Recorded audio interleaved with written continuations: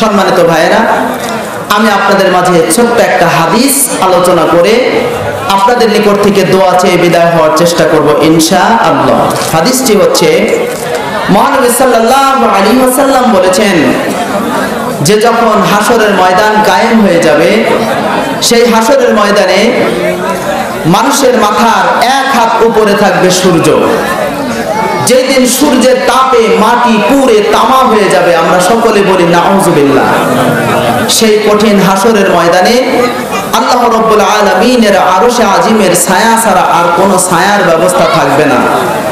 সেই হাসরের ময়দানে আল্লাহ পাকের আরশে আজিমের নিচে 7 শ্রেণীর মানুষ ছায়া পাবে। একটু জবান খুলে সবাই বলেন সুবহানাল্লাহ। সবাই বলেন তো কয় শ্রেণীর মানুষ ছায়া পাবে? 7 শ্রেণীর মানুষ। এই 7 শ্রেণীর মানুষ কারা, তাদের বিষয়ে সংক্ষেপে আমি আপনাদের সামনে আলোচনা করছি। তার আগে একটা বিষয়ে আমাদের ধারণা থাকা দরকার যে বর্তমানে আমরা যে পৃথিবীতে বসবাস করছি, এই পৃথিবী থেকে সূর্যের দূরত্বটা কত। আমরা বর্তমানে যে পৃথিবীতে বসবাস করছি, এই পৃথিবী থেকে সূর্যের দূরত্ব হলো 9,30,00,000 মাইল। সবাই বলেন সূর্য থেকে, পৃথিবী থেকে সূর্যের দূরত্ব কত মাইল? 9,30,00,000 মাইল। এই 9,30,00,000 মাইল দূর থেকে সূর্য আমাদেরকে তাপমাত্রা দিচ্ছে, যে তাপমাত্রা আমরা সহ্য করতে পারি না। যখন চৈত্র মাস, বৈশাখ মাস আসে, জ্যৈষ্ঠ মাস যখন আসে, তখন আমরা এই রোদ্রের তাপমাত্রা সহ্য করতে পারি না। খরতাপে মাটি শুকিয়ে, মাটি ফেটে চৌচির হয়ে যায়। এই প্রচন্ড গরমের মধ্যে যারা সম্পদশালী, যাদের টাকা পয়সা বেশি, তারা এয়ার কন্ডিশনের মধ্যে অবস্থান করেন। যারা সামর্থ্যবান, তারা বিভিন্ন প্রক্রিয়ায় এই প্রচন্ড গরমে, এই তাপমাত্রা থেকে তারা নিজেদেরকে রক্ষণাবেক্ষণ করার জন্য চেষ্টা করেন। কিন্তু আখিরাতের আদালত, হাসরের ময়দান এমন একটি ময়দান যেখানে কোনো ঘর বাড়ি থাকবে না, কোনো বৃক্ষ তরুলতা থাকবে না, গাছপালা থাকবে না, ছায়া থাকবে না। সেই কঠিন হাসরের ময়দানে আল্লাহ পাকের আরশে আজিমের নিচে একমাত্র 7 প্রকার মানুষেরাই তারা ছায়া পাবেন। একটু জবান খুলে বলুন সুবহানাল্লাহ। সম্মানিত দিনী ভাইয়েরা, একটু দয়া করে আমার দিকে একটু খেয়াল করেন। দেখুন, হাসরের ময়দানে যেই দিন একমাত্র আল্লাহ পাকের আরশের ছায়া ছাড়া আর কোনো ছায়ার ব্যবস্থাই থাকবে না, সেই আরশে আজিমের নিচে 7 প্রকারের মানুষ, 7 শ্রেণীর মানুষ তারা ছায়া পাবে। আমরা সবাই বলি সুবহানাল্লাহ। বলেন তো এই 7 প্রকারের মধ্যে আমাদের থাকা দরকার আছে না নাই? কার কার দরকার আছে একটু দোকানে হাত উঁচু করে দেখান। লিল্লাহি তাকবীর। আল্লাহ যেন আমাদেরকে এই 7 প্রকারের ভেতরে থাকার তৌফিক দান করেন। সবাই বলেন আমিন। 7 প্রকার মানুষ আল্লাহ পাকের আরশের নিচে ছায়া পাবেন। তার মধ্যে 1 নাম্বার হচ্ছেন যারা ন্যায়পরায়ণ বাদশা। জোরে বলুন সুবহানাল্লাহ। যারা রাষ্ট্রীয় ক্ষমতায় থাকেন, এই রাষ্ট্রীয় ক্ষমতায় যারা থাকবেন, তাদের মধ্যে যারা ন্যায়পরায়ণ হবেন, যারা ন্যায়পরায়ণ বাদশা, ন্যায়পরায়ণ শাসক, এই ন্যায়পরায়ণ শাসকেরা তারা আরশে আজিমের নিচে ছায়া পাবেন। একটু জোরে বলুন সুবহানাল্লাহ। দেখেন, শাসক যদি ন্যায়পরায়ণ না হয় তাহলে কি হয়? ইসরায়েলের প্রেসিডেন্ট বিনিয়ামিন নেতানিয়াহু একজন জালেম শাসক হওয়ার কারণে ফিলিস্তিনের হাজার হাজার মুসলমানদেরকে বিমান থেকে বোমা মেরে তাদেরকে দুনিয়া থেকে বিদায় করে দিতেছে। জোরে বলেন কথা ঠিক কিনা? যদি উনি ন্যায়পরায়ণ হতেন তাহলে মুসলমানদের উপরে এরকম নির্মমভাবে নির্যাতন করতেন না, নির্মমভাবে মারতেন না। এই জন্য আমার আল্লাহ রাসূল সাল্লাল্লাহু আলাইহি ওয়াসাল্লাম বললেন, আরশে আজিমের নিচে 1 নম্বরে ছায়া পাবে তারা যারা ন্যায়পরায়ণ বাদশা হবে। জোরে বলেন সুবহানাল্লাহ। কারণ বাদশাদের হাতে ক্ষমতা কম না বেশি? বাদশাদের হাতে ক্ষমতা বেশি। আমার মতো আব্দুল জলিল, আমার মতো সলিমউদ্দিন, আমার মতো কলিমউদ্দিন, যদি 1 লক্ষ আব্দুল জলিল সারা বাংলাদেশের 1 লক্ষ মাহফিলে বসে মানুষের হাতে ধরে পায়ে ধরে যদি অনুরোধ করে বলে যে আপনারা সবাই নামাজি হন, নামাজি হন, নামাজ আদায় করতে হবে, নামাজ আদায় করা আল্লাহর পক্ষ থেকে ফরজ, আপনারা নামাজ আদায় করেন, নামাজ আদায় না করলে আল্লাহ পাক জাহান্নামে দিবেন, যত কথাই বলি যার ইচ্ছা সে মানবে, যার ইচ্ছা সে মানবে না। বড় ভাই একটু উপরে আসেন, আসেন দাদা ভাই, আসেন আসেন ভাই, আসেন আসেন ভাই, এখানে অনেক জায়গা আছে, আসেন ভাই। তো আর একজন বাদশার কত বড় পাওয়ার, আমাদের বাংলাদেশের মাননীয় প্রধানমন্ত্রী, মাননীয় স্পিকার, মাননীয় রাষ্ট্রপতি সহ যে 300টা আসন আছে, এই 300টা আসনের মধ্যে মনে করেন 5-10টা ছাড়া সব মুসলমান। বলেন কথা ঠিক কিনা? 5-10 জন এমপি মন্ত্রী ছাড়া সবাই মুসলমান। আর হিন্দু, বৌদ্ধ, খ্রিস্টান মিলে হয়তো 5-10 জন থাকতেও পারে, নাও পারে। তাহলে এই জাতীয় সংসদে যদি অধিবেশন ডেকে যদি কোনো এমপি, কোনো মন্ত্রী মহোদয় যদি প্রস্তাব করেন যে মাননীয় স্পিকার, আমি আপনার মাধ্যমে একটা প্রস্তাব দিচ্ছি, জাতীয় সংসদ অধিবেশনে 5 ওয়াক্ত নামাজের বিল পাশ করা হোক, তখন মাননীয় স্পিকার সেটা পর্যবেক্ষণ করে যদি সেটা ভোটের মধ্যে যদি সেটা দিয়ে দেন যে বাংলাদেশে যাদের বয়স 15 থেকে শুরু করে বৃদ্ধ পর্যন্ত সবার জন্য 5 ওয়াক্ত নামাজ বাধ্যতামূলক করা হোক, এর পক্ষে আছেন কারা কারা? হাত তুলেন। আমি তো আপনাদেরকে বলিনি, এটা হলো সংসদ অধিবেশনের আমি একটা উদাহরণ দিচ্ছি। সংসদ অধিবেশনে মনে করেন 300 জন মাননীয় এমপি মহোদয় আছেন। এই 300 জনের মধ্যে যদি 151 জন, মানে 300 জনের অর্ধেক কতজন? 150। সেখানে 151 জন যদি হাত উঠিয়ে বলেন যে আমরা এই বিলের পক্ষে আছি, অর্থাৎ এই বিল পাশ করা হোক, তখন মাননীয় স্পিকার বলবেন যে অধিকাংশ এমপি মন্ত্রীদের পক্ষে রায় আসার কারণে এই বিলটা সংসদে পাশ করা হলো। যখনই সংসদে পাশ হবে, সাথে সাথে আমাদের বাংলাদেশের যত সরকারি কর্মচারী, কর্মকর্তা, যত স্বায়ত্তশাসিত প্রতিষ্ঠান, যত বেসরকারি প্রতিষ্ঠান, যত পুলিশ, যত বিডিআর, যত র্যাব, যত সেনাবাহিনী, যত নৌবাহিনী, যত বিজিবি, যত বিমান বাহিনী আছে, যত সরকারি কর্মকর্তা আছে, সকলকেই এই 5 ওয়াক্ত নামাজ আদায় করতে হবে। এটা বাধ্যতামূলক হয়ে যাবে। জোরে বলেন আল্লাহু আকবার। যখন বাধ্যতামূলক হয়ে যাবে, একটা আইন পাশ করার সাথে সাথে একসাথে লক্ষ লক্ষ মানুষ নামাজি হয়ে যাবে। জোরে বলুন কথা ঠিক কিনা? তাহলে আপনারা বলেন তো, যারা বাদশা হবেন, যারা বড় বড় পদে আছেন, যারা জনগণের শাসক, আপনারা বলেন তো তাদের ক্ষমতা কম না বেশি? এই জন্যই আল্লাহ নবী সাল্লাল্লাহু আলাইহি ওয়াসাল্লাম বলেছেন, আরশে আজিমের নিচে 1 নম্বরে ছায়া পাবে তারা যারা দুনিয়ার জমিনে ন্যায়পরায়ণ বাদশা হবে। জোরে বলুন সুবহানাল্লাহ। ন্যায়পরায়ণ বাদশা, ন্যায়পরায়ণ শাসক যারা হবে, তারা আরশে আজিমের নিচে ছায়া পাবেন। চলে যাচ্ছে? আচ্ছা আচ্ছা, তারা আরশে আজিমের নিচে ছায়া পাবেন। সকলে জবান খুলে বলুন সুবহানাল্লাহ। আমরা কিন্তু সবাই দায়িত্বশীল। আমাদের সবাইকে আখিরাতের আদালতে কঠিন মুসিবতের সময়ে আমাদের নিজেদের কৃতকর্মের ব্যাপারে, নিজেদের দায়িত্ব সম্পর্কে জবাবদিহিতা করতে হবে। আমরা যারা পরিবারের একজন কর্তা, মনে করেন আমার অধীনস্থ 5 জন সদস্য আছে, এই 5 জনের ব্যাপারে আল্লাহ পাকের দরবারে আমাকে কৈফিয়ত দেওয়া লাগবে। যিনি সমাজের একজন কর্তা, তাকে সমাজের জনগণের ব্যাপারে কৈফিয়ত দেওয়া লাগবে। যিনি একজন মেম্বার, তাকে তার জনগণের ব্যাপারে কৈফিয়ত দেওয়া লাগবে। যিনি একজন চেয়ারম্যান, তাকে তার জনগণের ব্যাপারে আল্লাহর কাছে জবাব দেওয়া লাগবে। যিনি একজন এমপি, তাকে তার জনগণের ব্যাপারে আল্লাহর কাছে জবাব দেওয়া লাগবে। যিনি একজন মন্ত্রী, তার জনগণের ব্যাপারে আল্লাহর কাছে কৈফিয়ত দেওয়া লাগবে। যিনি সম্মানিত প্রধানমন্ত্রী, যিনি রাষ্ট্রপতি, তাকেও তার অধীনস্থদের ব্যাপারে জবাবদিহিতা করা লাগবে। কার কাছে? ভাইজান, আমার কথা কি বোঝা যাচ্ছে? তাহলে একটু দয়া করে কথা বলেন। মাননীয় যিনি প্রধানমন্ত্রী হবেন, তাকেও এই জনগণের ব্যাপারে জবাব দেওয়া লাগবে। কার কাছে? আল্লাহর কাছে। বলেন, সর্বময় ক্ষমতা দুনিয়ার রাষ্ট্রপ্রধানের হাতে নাকি আল্লাহর হাতে? আমার আল্লাহ রাব্বুল আলামিন বলেন, তাবারাকাল্লাযী বিয়াদিহিল মুলক ওয়া হুয়া আলা কুল্লি শাইইন কাদির। বরকতময় সেই মহান আল্লাহ, যার হাতে রয়েছে সর্বময় রাজত্ব, যিনি হলেন সর্ববিষয়ের উপরে সর্বশক্তিমান। সকলে বলুন সুবহানাল্লাহ। যিনি হলেন সর্ববিষয়ের উপরে সর্বশক্তিমান, তিনি হচ্ছেন আমাদের আল্লাহ তাআলা। জোরে বলেন, তিনি আমাদের আল্লাহ তাআলা। আল্লাহ চিরঞ্জীব, চিরস্থায়ী। ভাইজান সামনে আসেন, আসেন সামনে আসেন। বাবু দেখি তুমি একটু ওদিক চাপে বসো। যিনি হলেন সর্ববিষয়ের উপরে সর্বশক্তিমান, তিনি হচ্ছেন আল্লাহ তাআলা। আল্লাহ রাব্বুল আলামিন বলেন আল্লাহু লা ইলাহা ইল্লাহু আল হাইয়ুল কাইয়্যুম লা তাখুযুহু সিনাতুন ওয়া লা নাওম।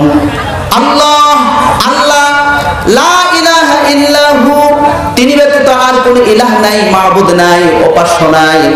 আপনারা বলেন তো আসমান এবং জমিনে এক আল্লাহ ছাড়া আর কি কোনো ইলাহ আছে? আর কোনো ইলাহ নাই, মাবুদ নাই। লা ইলাহা ইল্লাহু, তিনি ব্যতীত আর কোনো মাবুদ নাই, তিনি ব্যতীত আর কোনো আল্লাহ নাই। পবিত্র কোরআনের অন্য জায়গায় আল্লাহ তাআলা বলেন লাউ কানা ফীহিমা আলিহাতুন ইল্লাল্লাহু লাফাসাদাতা। আল্লাহ রাব্বুল আলামিন বলেন যদি আল্লাহ ছাড়া উভয় জাহানে যদি আর কোনো ইলাহ থাকতো তাহলে উভয় জাহান ধ্বংস হয়ে যেত। আল্লাহ ছাড়া আর কোনো ইলাহ নাই, মাবুদ নাই, উপাস্য নাই। আল্লাহ তিনি এক ও একক, তিনি ছাড়া আর কোনো মাবুদ নাই। জোরে বলেন আল্লাহু আকবার। আল হাইয়ুল কাইয়্যুম, তিনি হচ্ছেন চিরঞ্জীব, চিরস্থায়ী।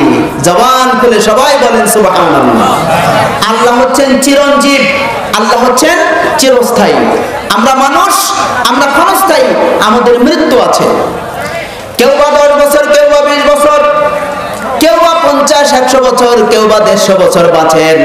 কিন্তু যে যতদিনই বাঁচেন না কেন এক সময় তাকে মৃত্যুর কোলে ঢলে পড়তে হবে। আমার আল্লাহ তাআলা বলেন আল হাইয়ুল কাইয়্যুম, তিনি সেই মহান সত্তা আল্লাহ তাআলা যিনি হলেন চিরঞ্জীব এবং চিরস্থায়ী। লা তাখুযুহু সিনাতুন ওয়া লা নাওম। আল্লাহ রাব্বুল আলামিন এমনই একজন সত্তা যাকে তন্দ্রা আচ্ছন্ন করতে পারে না এবং নিদ্রাও তাকে আচ্ছন্ন করতে পারে না। জোরে বলুন সুবহানাল্লাহ। আল্লাহ তাআলাকে তন্দ্রা আচ্ছন্ন করতে পারে না, নিদ্রাও আচ্ছন্ন করতে পারে না। অর্থাৎ আল্লাহর ঘুম নাই, ঘুমের মতো ভাবও নাই। জোরে বলুন না সুবহানাল্লাহ। তাহলে আল্লাহ তাআলা সব সময় আমাদের সার্বিক অবস্থা তিনি পর্যবেক্ষণ করছেন। আজকের এই কোরআনের মাহফিলে কে কোন অবস্থায় আছে এটা আল্লাহ তাআলা জানেন নাকি জানেন না? আমাদের আপনাদের অন্তরের মধ্যে কি জাগ্রত হচ্ছে, চিন্তা ভাবনা কি হচ্ছে এটাও আল্লাহ জানেন নাকি জানেন না? যারা যারা মনে মনে ভাবতেছেন যে আলোচনা আর শুনবো না, এখন আস্তে আস্তে করে উঠে পালানোর দেখি কোনো ব্যবস্থা করতে পারি কিনা, উঠে চলে যাব, এরকম চিন্তা ভাবনা যদি কারো অন্তরে থাকে সেটাও আল্লাহ জানেন। আল্লাহু আলিমুম বিযাতিস সুদূর, আল্লাহ তাআলা বান্দার অন্তরের মধ্যে কি জল্পনা কল্পনা হয় সেটাও তিনি জানেন। জোরে বলেন আল্লাহু আকবার। অতএব আল্লাহকে ফাঁকি দেওয়ার কোনো বুদ্ধি নাই। যারা আল্লাহকে ফাঁকি দিতে চেয়েছেন তারা নিজেরাই ফাঁকিতে পড়ে গেছে। যারা আল্লাহকে ফাঁকি দিতে চেয়েছেন তারা কি নিজেরাই ফাঁকিতে পড়ে গেছেন। তারা সফলকাম হতে পারেন নাই, দুনিয়াতেও না আখিরাতেও না। এই পৃথিবীর জমিনে ফেরাউন নিজেকে খোদা পর্যন্ত দাবি করেছিল। সে 400 বছর হায়াত পেয়েছিল। বলেন কয়শো বছর? 400 বছর। এই 400 বছরের জিন্দেগিতে তার কোনোদিন মাথায় ব্যথা হয়নি, তার কোনোদিন জ্বর হয়নি, তার কোনোদিন সর্দিও হয়নি। এই ফেরাউনকে যখন তার অনুসারীরা জিজ্ঞাসা করলো, ও ফেরাউন আপনি কি সত্যি আল্লাহ, আপনি কি সত্যি রব? তখন এই ফেরাউন বলেছিল যে দেখো আমি যদি রবই না হইতাম তাহলে তো আমার সর্দি জ্বর কাশি ইত্যাদি হতো। দেখো আমার সর্দি জ্বর কাশি কিছুই হয় না, আমি 400 বছর পর্যন্ত এই দুনিয়াতে আছি। সুতরাং আমি হলাম তোমাদের প্রকৃত রব, প্রকৃত খোদা। একটু চিল্লায় বলা লাগবে, বলেন নাউজুবিল্লাহ। মানুষ কত বড় নাদান, কত বড় মূর্খ হলে নিজেকে খোদা বলে দাবি করতে পারে? বলেন কথা ঠিক না? সে বলতেছে আমি হলাম তোমাদের সত্যিই আল্লাহ। জোরে বলেন নাউজুবিল্লাহ। কিন্তু এই ফেরাউনকে আল্লাহ রাব্বুল আলামিন পানিতে ডুবিয়ে মেরেছেন। জোরে বলেন কিসে ডুবিয়ে মেরেছেন? এখনো সেই ফেরাউনের লাশ মিশরের পিরামিডে এখনো সংরক্ষণ করে রাখা হয়েছে। পোকা মাকড় কিছুও খায় না। এটা কোনো মেডিসিন দেওয়া হয়নি। বিনা মেডিসিনে এই ফেরাউনের লাশটাকে আল্লাহ তাআলা রক্ষিত অবস্থায় রেখে দিয়েছেন। কিয়ামত পর্যন্ত মানুষে উদাহরণ হিসেবে মানুষকে শিক্ষা দেওয়ার জন্য আল্লাহ তাআলা ফেরাউনের লাশটাকে সংরক্ষণ করে রেখে দিয়েছেন। জোরে বলেন আল্লাহু আকবার। ফেরাউন এখন জীবিত না মৃত? ফেরাউনের মৃত লাশ এখন পড়ে আছে। এই ফেরাউন আল্লাহর সাথে বিদ্রোহ ঘোষণা করেছিল, নিজেকে খোদা পর্যন্ত দাবি করেছিল, আল্লাহ তাআলা তাকে পানিতে নিমজ্জিত করে হত্যা করে ফেলেছেন, পানিতে নিমজ্জিত করে তাকে দুনিয়া থেকে বিদায় করে দিয়েছেন। এই পৃথিবীর জমিনে নমরুদ, সে নিজেকে খোদা দাবি করেছিল, এই নমরুদকে আল্লাহ তাআলা ল্যাংড়া মশা দ্বারা দুনিয়া থেকে বিদায় করে দিয়েছেন। কি মশা দিয়া? ল্যাংড়া মশা দিয়া দুনিয়া থেকে, তাও জুতা পেটা করে বিদায় করেছেন। এই নমরুদের যখন নাকের মধ্যে দিয়ে, নাকের ছিদ্র দিয়ে যখন মস্তিষ্কে পৌঁছে গেল মশা, তখন এই মশা কাটুর কুটুর করে কামড়াতে লাগলো। তখন নমরুদ বড় চিন্তায় পড়ে গেল যে হায় সর্বনাশ, এই মশাটাকে বের করে ফেলা যায় কেমনে? যতই চেষ্টা করলো ব্যর্থ হলো। একদিন নমরুদ নিজের জুতা নিজের মাথার উপর বাড়ি দিয়ে বলতেছে, মশা তোকে আমি জুতা পেটা করবো। এই বলে সে মাথার উপর বাড়ি মারলো। এখন বলেন তো, নমরুদ সে মশাকে বাড়ি মারলো না নিজের মাথায় বাড়ি মারলো? ওর খেয়ালই নাই যে ও নিজের মাথায় বাড়ি মারছে। যখন নিজের মাথায় বাড়ি মারলো, আল্লাহ তাআলা মশাকে বললেন, মশা তুমি একটু থামো, কামড়ায়ও না। তখন মশা কামড়ানো বাদ দিয়ে দিল। যখন জুতা দ্বারা আঘাত করা বন্ধ করে দেয়, মশা আবার কামড় দেওয়া শুরু করে। ফেরাউন আবার সেই জুতা দিয়ে বাড়ি দেয়, সাথে সাথে কয়েক মিনিট আবার বন্ধ। এইবার ফেরাউনের অন্তরের মধ্যে কল্পনা হলো, নমরুদের অন্তরের মধ্যে কল্পনা হলো যে এই মশা জুতার বাড়িতে সোজা। এই মশা কি বাড়িতে সোজা? জুতার বাড়িতে সোজা। তখন সে একজন কর্মচারী নিযুক্ত করলো। কর্মচারীকে বলে, এই কর্মচারী, তোকে বেতন দেওয়া হবে, তুই আমার এই জুতা দিয়ে আমার মাথার উপর মাঝে মাঝে বেরোবি। একেবারে মশাকে জুতা পেটা করে দুনিয়া থেকে বিদায় করা হবে। জোরে বলেন নাউজুবিল্লাহ। দেখেন মানুষ কত বড় নির্বোধ হয়, কত বড় বোকা হয়। কর্মচারী রাখলো নিজের মাথায় নিজের জুতা দিয়ে পিটানোর জন্য। এটা কার বিচার? সবাই জবান খুলে বলেন, এটা কার বিচার?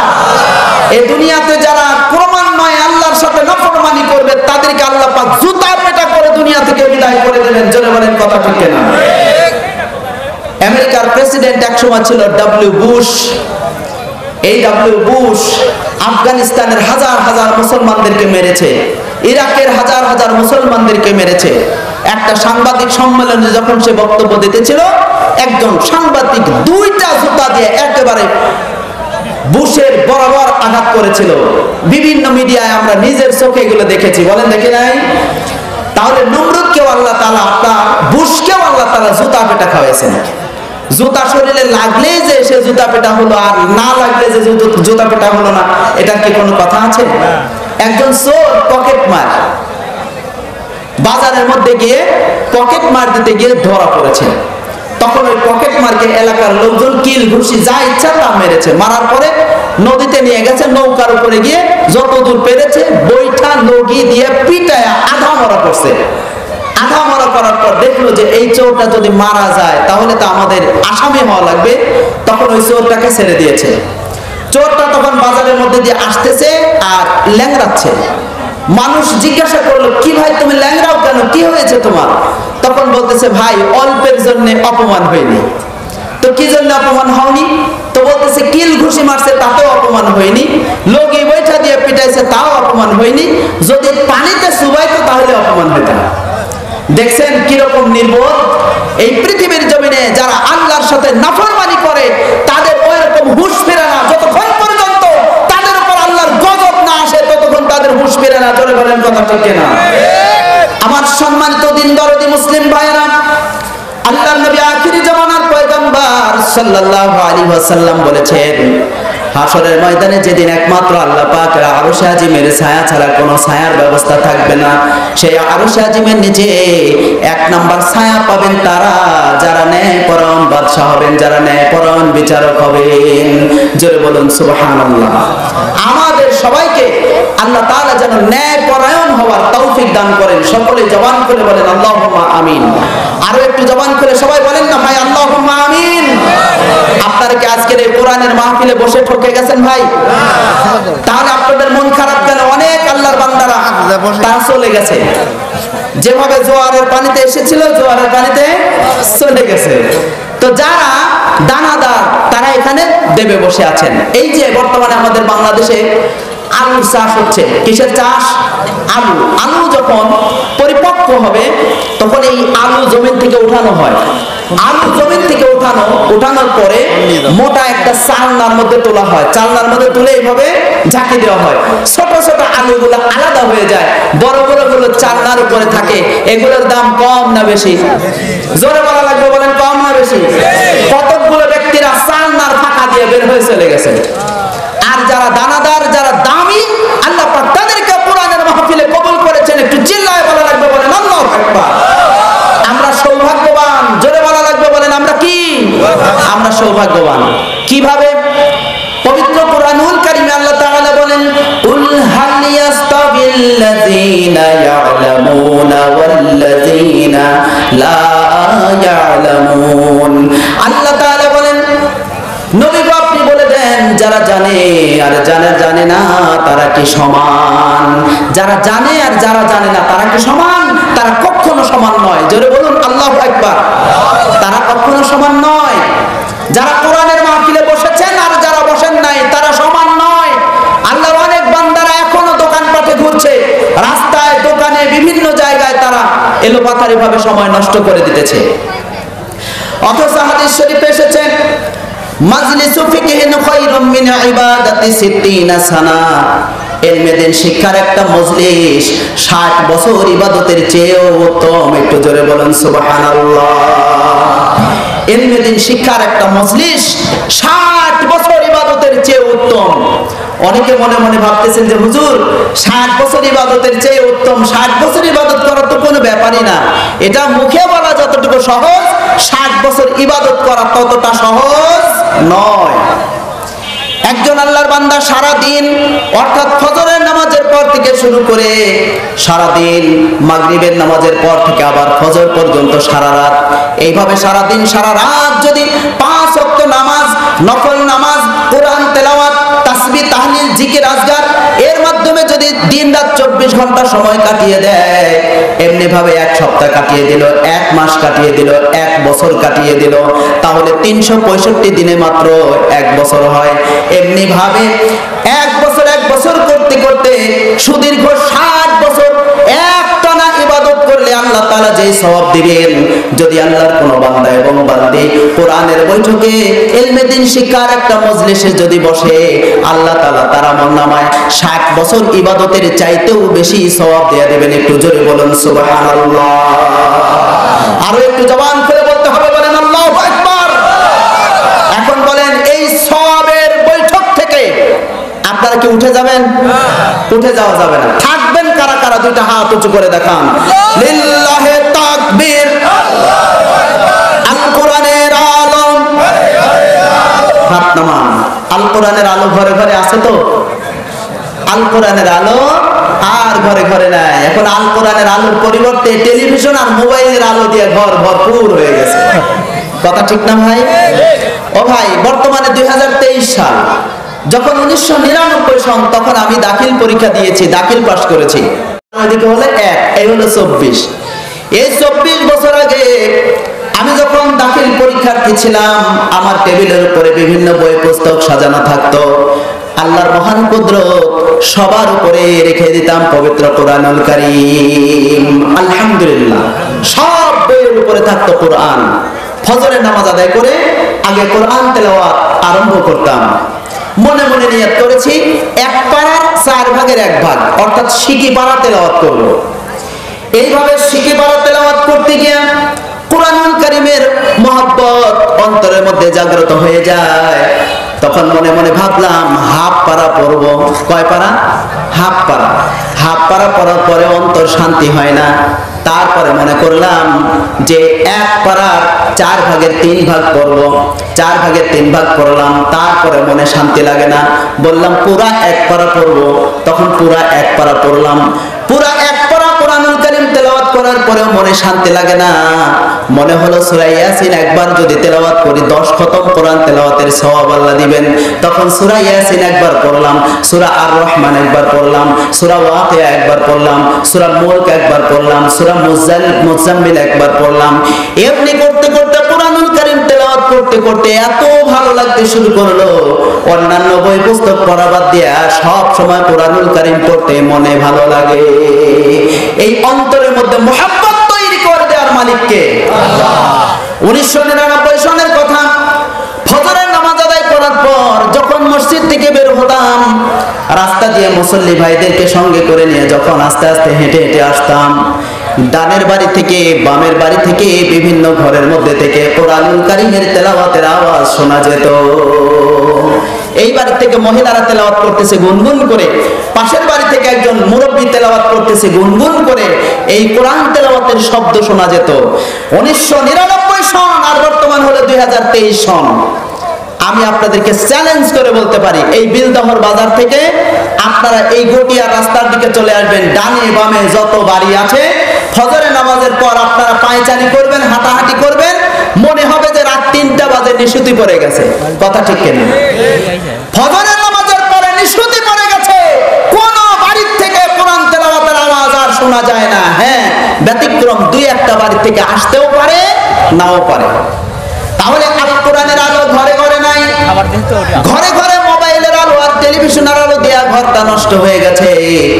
যার কারণে এশার নামাজ পর মানুষেরা খাওয়া দাওয়া করে যখন ঘুমানোর কথা, ওই সময় যুবকেরা না ঘুমায়া মোবাইলটা নিয়ে ফেসবুক ইন্টারনেট চালাতে চালাতে রাত্রি 12টা 1টা 2টা বেজে যায়। এরপরে যখন তারা ঘুমিয়ে যায়, কোন মুহূর্তে ফজরের আজান হয়ে গেছে তাদের কানে পৌঁছে না, কোন মুহূর্তে রাত যখন সকাল হয়ে গেছে 7টা 8টা বেজে গেছে তাদের খেয়াল থাকে না। বাবা মা যখন ধাক্কায় ধাক্কায় ঘুম থেকে ওঠানোর জন্য চেষ্টা করে, তখন তারা ঘুম থেকে জাগ্রত হয়। জোরে বলেন কথা ঠিক কিনা? এই জন্য আমি যখন বলবো আল কোরআনের আলো, আপনারা বলবেন দিলে বুকে জালো।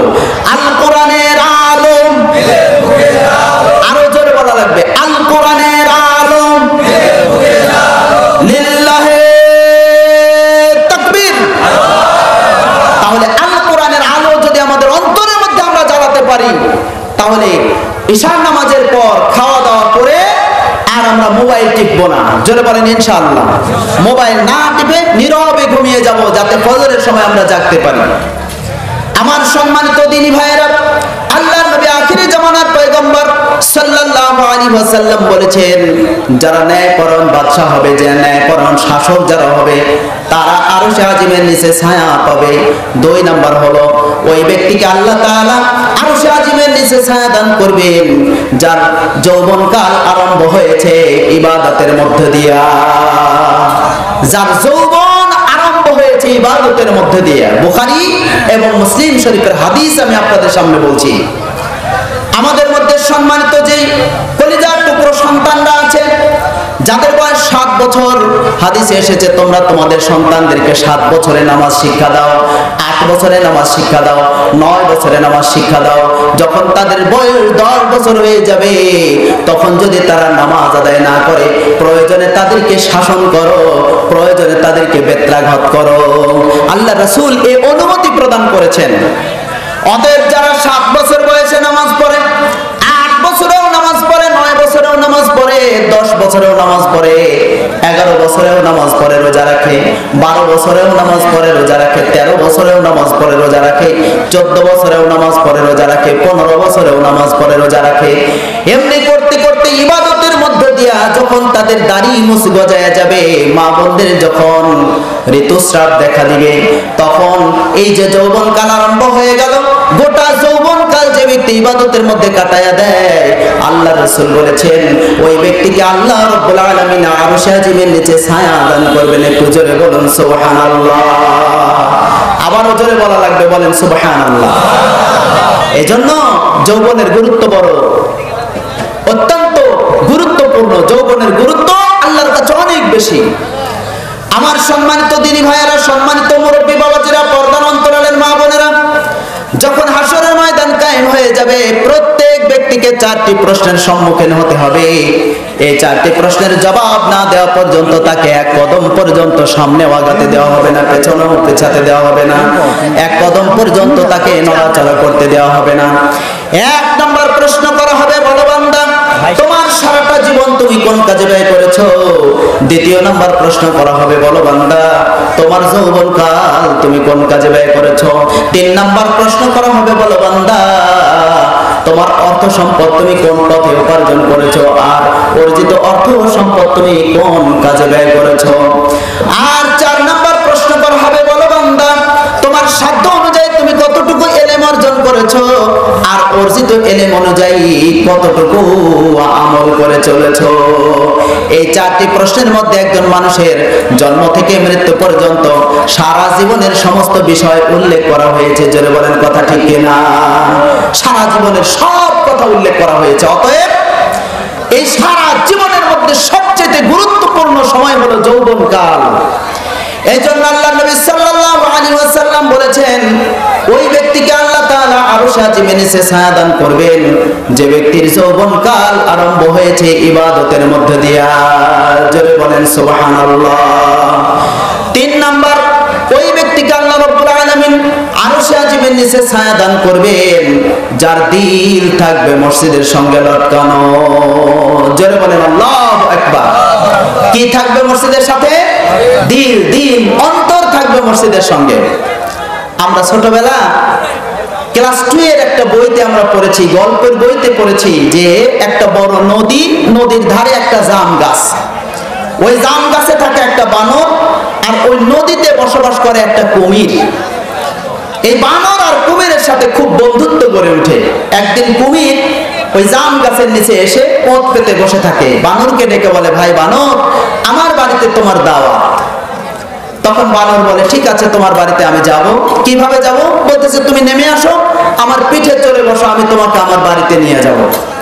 বানর এসে কুমিরের পিঠে চড়ে বসেছে। কুমির পানিতে সাঁতরিয়ে নদীর মাঝখানে যাওয়ার পরে বলতেছে, বানর, তোর আর রক্ষা নাই, আমি তোকে ধোঁকা দিয়ে এখানে এনেছি, এখন তোকে হত্যা করব, তোর বুক ফেরে তোর ভেতরকার কলিজা বের করে খাবো।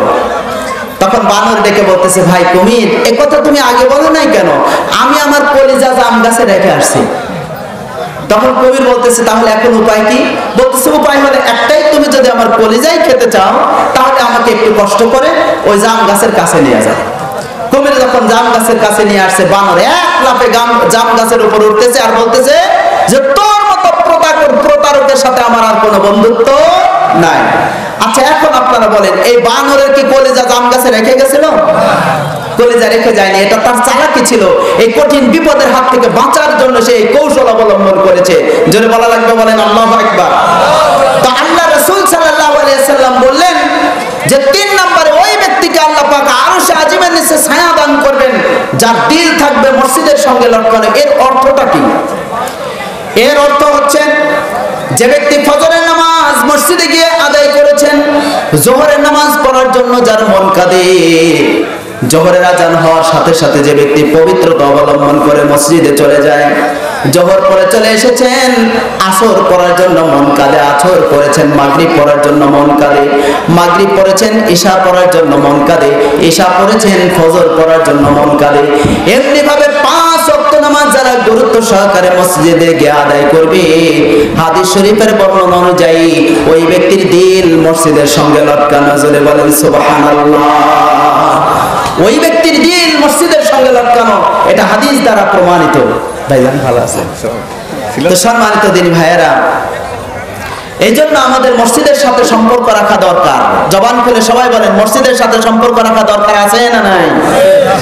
আবার কি? বুখারী শরীফের হাদিস, রাসূল আকরাম সাল্লাল্লাহু আলাইহি ওয়াসাল্লাম বলেছেন, যে ব্যক্তি একা একা বাড়িতে নামাজ আদায় করবে, এর চাইতে যে ব্যক্তি একটু কষ্ট করে মসজিদে গিয়ে জামাতের সাথে আদায় করবে নামাজ, যে ব্যক্তি জামাতের সাথে নামাজ আদায় করবে, আল্লাহ তাআলা তাকে 27 গুণ বেশি সওয়াব দিবেন। জোরে বলেন আল্লাহু আকবার।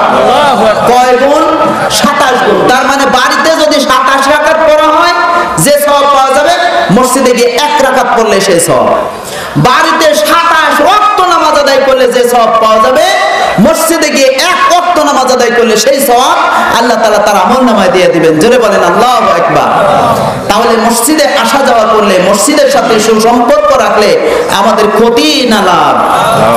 মসজিদ এমন একটা গুরুত্বপূর্ণ জায়গা, এমন একটা ফজিলতপূর্ণ জায়গা, এই মসজিদের মধ্যে যদি কেউ বসে থাকে, চুপচাপ যদি বসে থাকে, কোরআন তেলাওয়াত করলো না, তাসবিহ তাহলিল করলো না, নামাজ আদায় করলো না, চুপচাপ যদি মসজিদের মধ্যে বসে থাকে, তবু আল্লাহ রাব্বুল আলামিন তাকে গুনাহের কাজ থেকে বিরত থাকার সুযোগ করে দিলেন। জোরে বলেন আল্লাহু আকবার। হাদিস শরীফের বর্ণনা অনুযায়ী যখন হাসরের ময়দান কায়েম হয়ে যাবে, লক্ষ লক্ষ কোটি কোটি মানুষ হাসরের ময়দানে জমা হয়ে থাকবে, ওই হাসরের ময়দানে জাহান্নামের মধ্যে থেকে একটা আজদাহা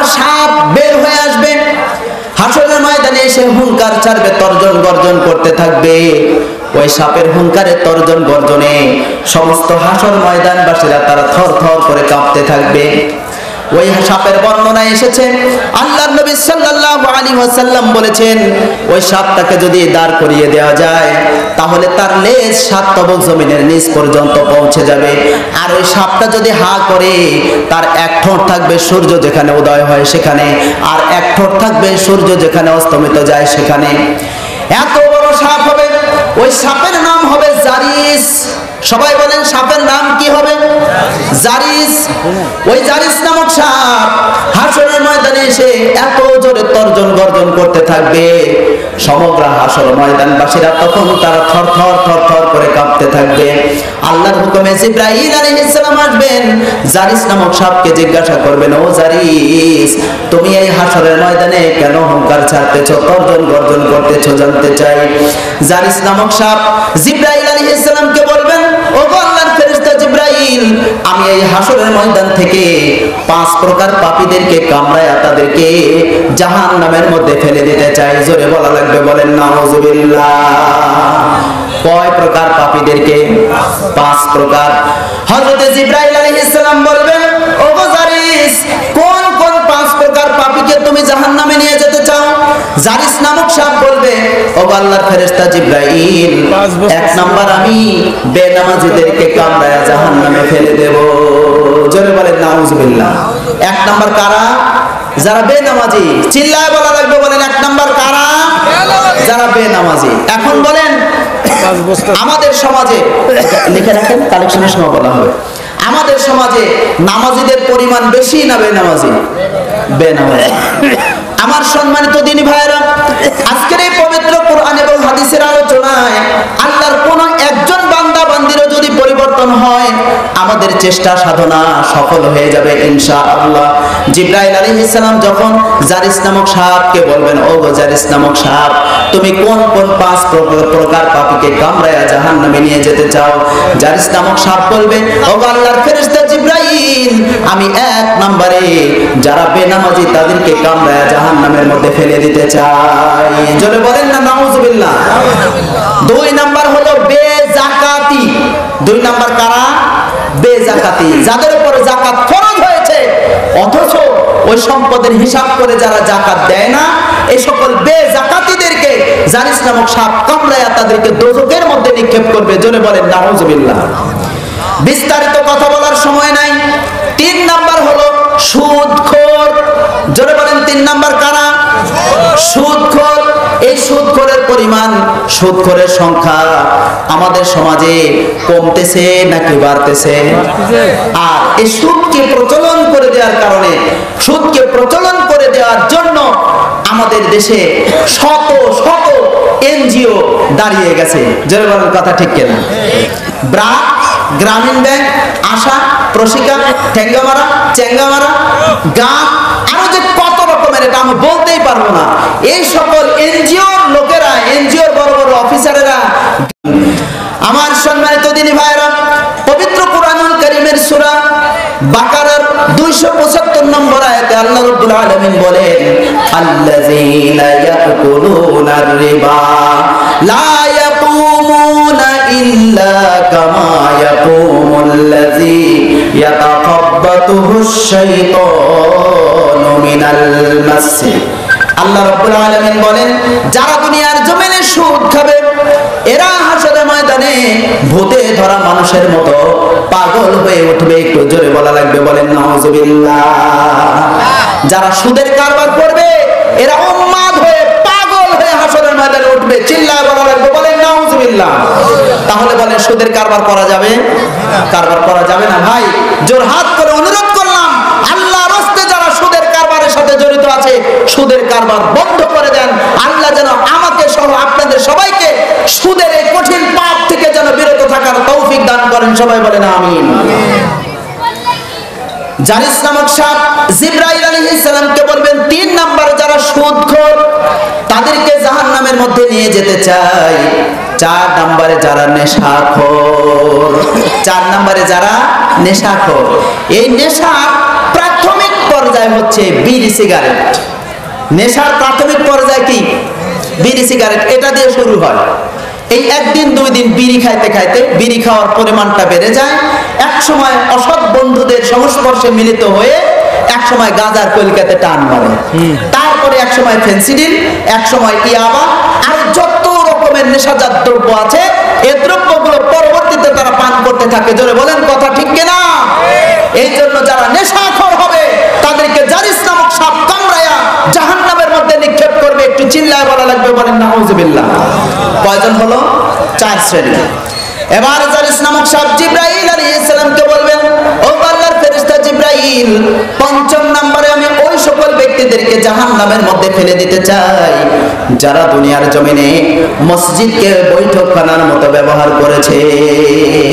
মসজিদকে যারা বৈঠকখানার মতো ব্যবহার করে তারা জাহান্নামে যাবে। জোরে বলেন নাউজুবিল্লাহ। আল্লাহর অনেক বান্দারা আছে না, মসজিদে বসে গালগপ্প করে দুনিয়া, এ ভাই তোমার জমিতে কয় মন হারে ধান হলো, তোমার জমিতে ভুট্টা কয় মন হারে হলো, নানান ধরনের গল্প গুজব, একেবারে ব্যক্তিগত কথা থেকে শুরু করে সাংসারিক রাষ্ট্রীয় সকল কথাবার্তা এমন ভাবে বলে মনে হয় এটা বৈঠকখানা, মনে হয় এটা চায়ের স্টল। এরকম হয় কি হয় না? মসজিদের একটা আদব আছে। মসজিদ মানে হলো সেজদার জায়গা, মসজিদ হলো পবিত্রতম জায়গা। আল্লাহর বান্দারা যখন মসজিদে প্রবেশ করবেন তার সর্বপ্রথমে নিয়ম হলো পবিত্রতা অবলম্বন করা। যদি গোসল ফরজ হয় গোসল করে নিতে হবে, আর যদি শরীর পবিত্র থাকে কিন্তু যদি ওযু না থাকে তাহলে ওযু করে ডান পা দিয়ে মসজিদে প্রবেশ করতে হবে। প্রবেশ করার সময় বলতে হবে আল্লাহুম্মা ইফতাহ লি আবওয়াবা রাহমাতিক, এই বলে মসজিদে প্রবেশ করতে হবে। যেই জায়গায় স্থান পাওয়া যাবে ওই জায়গায় আদবের সাথে নামাজের সুরতে বসতে হবে। এরপরে আপনি যে সুরতে বসেন অসুবিধা নাই, বাবু দিয়া বসেন অসুবিধা নাই, যেভাবে আপনার আরাম লাগে আপনি সেইভাবে বসেন, কোনো অসুবিধা নাই। মসজিদে বসে থেকে যদি সম্ভব হয় কুরআনুল কারীম তেলাওয়াত করেন। যদি তেলাওয়াত করতে যদি আপনার অসুবিধা হয় আপনি সুন্দরভাবে বসে বসে সুবহানাল্লাহ, আলহামদুলিল্লাহ, আল্লাহু আকবার, লা ইলাহা ইল্লাল্লাহ তাসবিহ তাহলিল জিকির আজকার করুন। মসজিদে বসে হলো সব সময় ইবাদত করতে হবে। কিন্তু আমাদের মধ্যে অনেক বন্ধুরা মসজিদের মধ্যে প্রবেশ করে নানান ধরনের গল্প গুজবে তারা মত্ত হয়ে যায়। মোবাইল চালায়, ফেসবুক চালায়, ইন্টারনেট চালায়। এরকম লোক আছে না নাই? মসজিদে গেলে মোবাইল বন্ধ। মসজিদে গেলে মোবাইল কি? মোবাইল বন্ধ রাখতে হবে। ফেসবুক ইন্টারনেট চালাতে গেলে যে কোনো ধরনের অশ্লীল বেহায়া বিভিন্ন চিত্র ভেসে আসতে পারে, যেটা মসজিদের আদবের খেলাফ। সাথে সাথে কবিরা গুনাহ তার আমলনামায় লেখা হবে। হাদিস শরীফে আসছে যে ব্যক্তি একটা মাত্র কবিরা গুনাহ করবে এই একটা কবিরা গুনাহের কারণে তাকে ৭,০০০ বছর জাহান্নামের আগুনে পড়তে হবে। জোরে বলা লাগবে, বলেন নাউজুবিল্লাহ। এখন আমাদের জানা প্রয়োজন, আপনারা বলেন তো জাহান্নামের আযাব কম না বেশি? আল্লাহ রাব্বুল আলামিন জাহান্নাম তৈরি করেছেন ৭টা, জান্নাত তৈরি করেছেন ৮টা। আল্লাহ তাআলা যে ৭টা জাহান্নাম তৈরি করেছেন, ৭টা জাহান্নামের নাম হলো জাহান্নাম লাযা হুতামা, সাইর, সাকার, জাহিম, হাবিয়া। এই যে ৭টা জাহান্নাম, এই ৭টা জাহান্নামের মধ্যে সবচেয়ে ভয়াবহ আযাব হবে হাবিয়া নামক জাহান্নামে। হাবিয়া শব্দের অর্থ হলো গভীর গর্ত। জাহান্নাম এতই বেশি গর্ত হবে যে যদি জাহান্নামের মধ্যে কেউ এক খণ্ড পাথর ঢেল মেরে ফেলে দেয় ওই পাথরটা জাহান্নামের তলদেশে পৌঁছতে ৭০ বছর লেগে যাবে। একটু জোরে বলা লাগবে, বলেন নাউজুবিল্লাহ। তাহলে জাহান্নামের গভীরতা কত? এই জাহান্নামের মধ্যে যখন কোনো মানুষকে দেওয়া হবে, আমি কিন্তু আপনাদের কাছে বললাম 5 প্রকার পাপীকে জারিস নামক সাপ কামড়ায়া জাহান্নামে নিয়ে যাবে। 1 নাম্বার হলো বেনামাজি, 2 নাম্বার হলো বেযাকাতি, 3 নাম্বার হলো সুদখোর, 4 নাম্বার নেশাখোর, আর 5 নাম্বার যারা মসজিদকে বৈঠকখানার মতো ব্যবহার করবে। এই 5 প্রকার পাপীকে জারিস নামক সাপ কামড়ায়া জাহান্নামের মধ্যে নিক্ষেপ করবে। এই জাহান্নামের মধ্যে কেমন আযাব আমি সংক্ষেপে 2 মিনিটের মধ্যে আপনাদের সামনে আলোচনা করব। জাহান্নামীরা যখন জাহান্নামের মধ্যে প্রবেশ করবে, জাহান্নামের আগুনের রং কেমন? সবাই বলেন তো জাহান্নামের আগুনের রং কেমন? কালো। আল্লাহর অনেক বান্দারাই জানেন জাহান্নামের আগুনের রং হলো কালো, যার কারণে একজন আরেকজনের পাশে হাউমাউ হাউমাউ করে কাঁদবে, জাহান্নামের যন্ত্রণা ভোগ করবে। চিৎকার মারবে, কিন্তু কেউ কাউকে দেখতে পারবে না।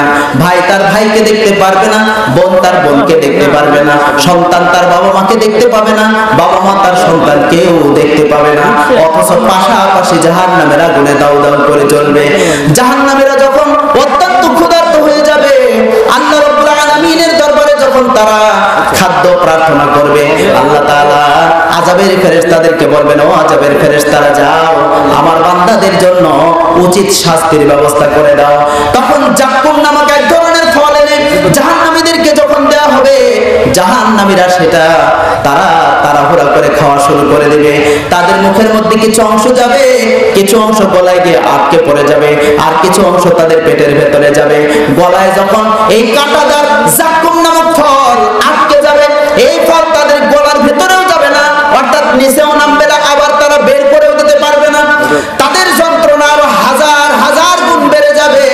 আল্লাহ রাব্বুল আলামিন পবিত্র কোরআনে বলেন, ওয়ালাহুম আযাবুন আযীম, তাদের জন্য অর্থাৎ যারা জাহান্নামী তাদের জন্য রয়েছে কঠিন শাস্তির ব্যবস্থা।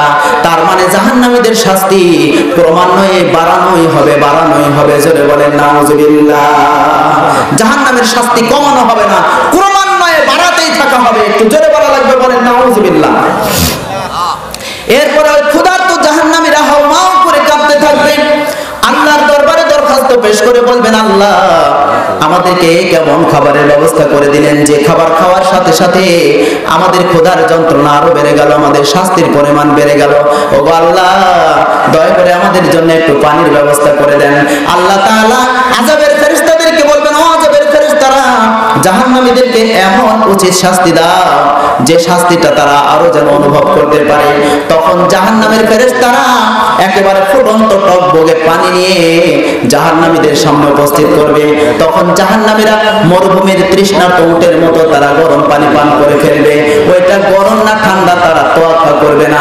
ওই গরম পানি যখন তারা মুখে দিবে, গরম পানি মুখে যাওয়ার সাথে সাথে তাদের জিহ্বা গলে যাবে, কণ্ঠনালী গলে যাবে।